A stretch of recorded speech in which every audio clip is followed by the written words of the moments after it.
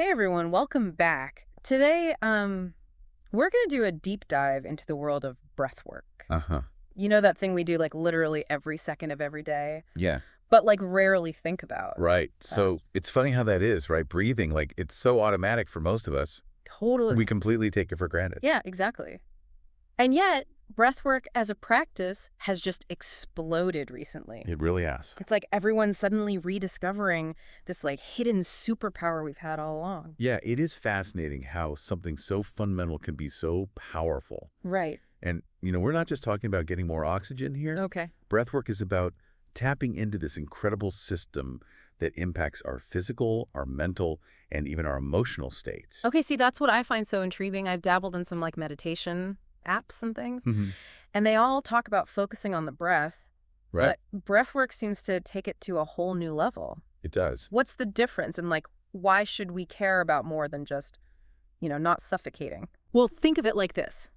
Your breath is like a direct line to your nervous system. You know that feeling when you're stressed out and like your heart races, your palms get sweaty? Oh, yeah. It's like your body is on high alert. Ugh, tell me about it. Yeah. My inbox is basically a stress symphony some mornings. Exactly. That's your sympathetic nervous system kicking in the fight or flight response. Okay. But what most people don't realize is that you can consciously shift out of that state by changing your breathing pattern. Really? That's where breath work comes in. So it's like hitting the brakes on my stress response, Yes. but using my lungs instead of, well, actual brakes. Exactly. Okay. And it's not just about calming down either. Okay. Different breathwork techniques can do amazing things. Enhance focus, boost energy, even help you process emotions more effectively. Wow. It's like having a Swiss Army knife for your mind and body. Okay, you've officially piqued my curiosity. Okay, good. So let's say I'm ready to ditch the stress-induced online shopping sprees. And explore the world of breath work. Okay. What are we talking about here? Yeah. Are we talking intense chanting on a mountaintop kind of breathing? Right. Or can even a breathing newbie like me handle this? Right. You definitely don't need to book a flight to Tibet just yet. Okay. Breathwork is surprisingly accessible. Okay. There are techniques you can literally do anywhere. Really? At your desk, on the bus, Wow.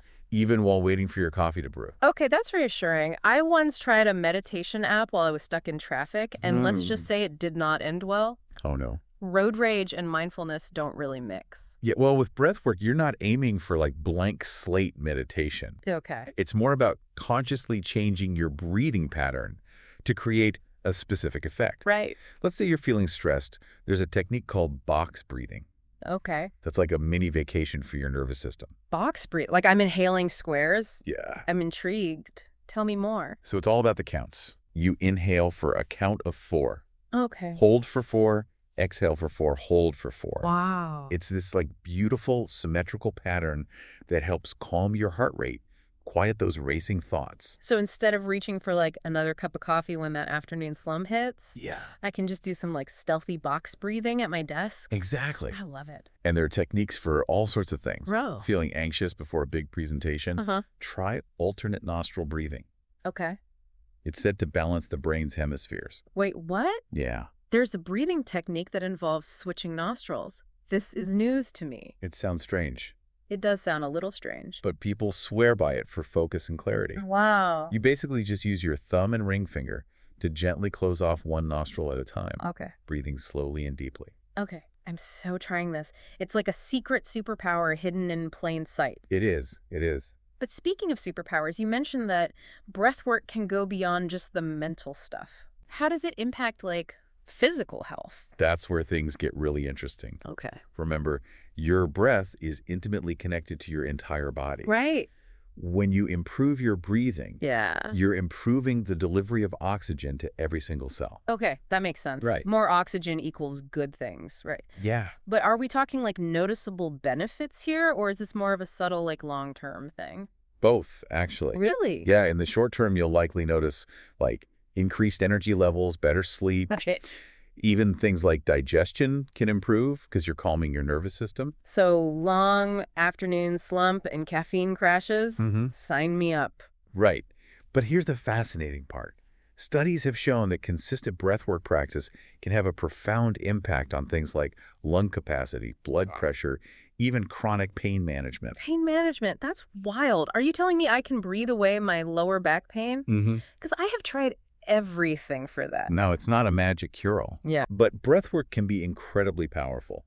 Okay. When you're in pain, you tend to tense up, Yeah. which actually restricts your breathing and makes things worse. Right. Specific techniques can help you relax those muscles and interrupt that pain cycle. So it's like giving my body permission to let go of that tension it's been holding on to? That's pretty amazing. And there's even research suggesting that breathwork can be beneficial for people with asthma and other respiratory conditions. Wow. It's not about replacing conventional medicine, Right. but it's about giving your body an extra layer of support. This is seriously blowing my mind. I had no idea. Something as simple as breathing could have such a ripple effect on our health. And we haven't even touched on the spiritual side of breathwork yet. Okay, now you're really speaking my language. Okay. I've always been curious about that aspect, but I'll admit it also makes me a little skeptical. I understand it's easy to get caught up in the mystical side of things. Yeah. But at its core, the spiritual dimension of breathwork is about connecting to something larger than yourself. Okay, that makes sense, but how does breathing differently actually do that? Well, think about it. Your breath is this constant reminder of your own aliveness. Okay. It's the most fundamental rhythm of your existence, connecting you to the world around you with every inhale and exhale. That's a beautiful way to put it. I've never thought about it that way before. It's true. And when you bring your full attention to your breath, Yeah. you tap into that awareness. Wow. It's like quieting the mind's chatter and dropping into a space of pure presence. Wow. And in that presence, many people find a sense of peace, connection, and even insight that transcends the everyday. So it's not about chanting or any specific rituals? Right. It's about finding that stillness within through the breath. Exactly. And different breathwork techniques can enhance that experience in different ways. Absolutely. Some are more energizing, some are deeply calming. Right. It's all about finding what resonates with you. I love that idea of breathwork being this personal journey. Yeah. It's not one size fits all. There's Yep. room for exploration and discovery. Yeah. And the best part is you're telling me I don't need any fancy equipment or years of training to get started. Exactly. You already have everything you need. Your own breath and a willingness to explore its potential. Okay, you've officially convinced me. Okay. I'm ready to ditch the stress shopping and embrace my inner breathing guru. Good. But where do I even start? Yeah. Are there specific techniques I should be trying? That's the beauty of it. There's so many to choose from. Right. But a great place to begin is with the basics. Okay. Mastering diaphragmatic breathing, Okay. which is essentially learning to breathe deeply into your belly rather than your chest. Diaphragmatic breathing. Wait, there's a right and wrong way to breathe. I've been doing it my whole life. Right. You'd be surprised how many of us aren't breathing efficiently. Really? Yeah, we tend to fall into shallow chest breathing habits, Oh. especially when we're stressed. Right. But diaphragmatic breathing, that deep belly breathing, Yeah. that activates your parasympathetic nervous system, which is like hitting the reset button on your stress response. Okay, that makes sense. Yeah. So how do I actually do diaphragmatic breathing? Mm-hmm. Do I need to, like, suck in my stomach or something? Not quite. It's actually about relaxing your belly. Okay. Imagine inflating a balloon in your stomach as you inhale. Okay. You should feel your belly expand outward. Then exhale slowly and gently, letting your stomach fall naturally. So it's like giving my diaphragm a workout. In a way, yes. Yes, I'm into it. And once I've mastered that, Yeah. what other techniques should I explore on my, like, breathwork journey? Well, we touched on box breathing earlier for stress. Right. That's a great one to practice regularly. Okay. Another favorite is alternate nostril breathing, Yeah. which can be surprisingly effective for enhancing focus and mental clarity.